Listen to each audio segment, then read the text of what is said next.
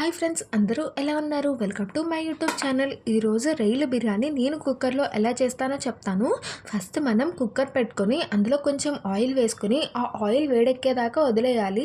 ఆ తర్వాత అందులో ఒక 4 ఉల్లిపాయలు, కరివేపాకు, కొంచెం జీలకర్ర వేసుకొని అవి వేగుతూ ఉండనివ్వాలి. ఈ లోపల మనం తెచ్చిన రొయ్యలు ఉంటాయి కదా, వాటిని బ్లాక్ తాడు తీసేసి వాటిని బాగా వాష్ చేసుకుని ఆ తర్వాత ఉప్పు కారం వేసుకుని వాటిని అక్కడ వాటర్ అంతా పోయేదాకా వేపించుకొని ఆ తర్వాత ఇక్కడ తీసుకొచ్చి ఆ రొయ్యల్ని వేయండి.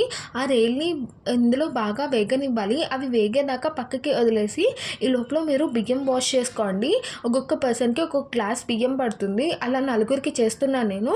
4 గ్లాసులు బియ్యం తెచ్చుకొని వాటిని వేసుకొని దీన్ని బాగా వేయించాలి. మనకి ఇది ఎంతసేపు వేగితే అంత బాగుంటుంది బిర్యానీ. ఇది బ్రౌనిష్ కలర్ వచ్చేదాకా బియ్యం అంతా వేపిస్తూ ఉండండి. ఆ తర్వాత మనకి ఒక 1.5 స్పూన్ అల్లం వెల్లుల్లి పేస్ట్ పడుతుంది. అది వేసి దాన్ని మిక్స్ చేసి ఆ తర్వాత ఒక 1.5 స్పూన్ మసాలా తెచ్చుకొని అది కూడా వేసి దాన్ని కూడా మిక్స్ చేసుకోండి. ఇది మొత్తం మిక్స్ అయిపోయిన తర్వాత మనం వాటర్ వేయాలి. వాటర్ ఎలా అంటే ఒక గ్లాస్ బియ్యానికి 2 గ్లాసులు వాటర్ పడతాయి.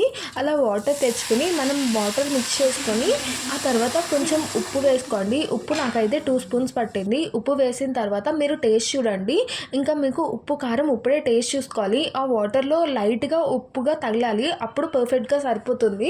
ఆ తర్వాత మీరు కొంచెం కొత్తిమీర వేసుకొని మనకి పైన మూత అనేది క్లోజ్ చేసేయండి. ఆ తర్వాత మనకి 2 విజిల్స్ రావాలి. 2 విజిల్స్ రాగానే స్టవ్ ఆఫ్ చేసేసి ఒక 10 మినిట్స్ పాటు ఆ కుక్కర్ని అలా వదిలేయండి. అది మగ్గుతూ ఉంటుంది. ఆ తర్వాత తీసుకుని సర్వ్ చేసుకోండి.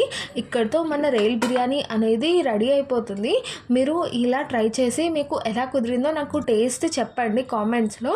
That's all for this video. Thank you for watching. Bye bye.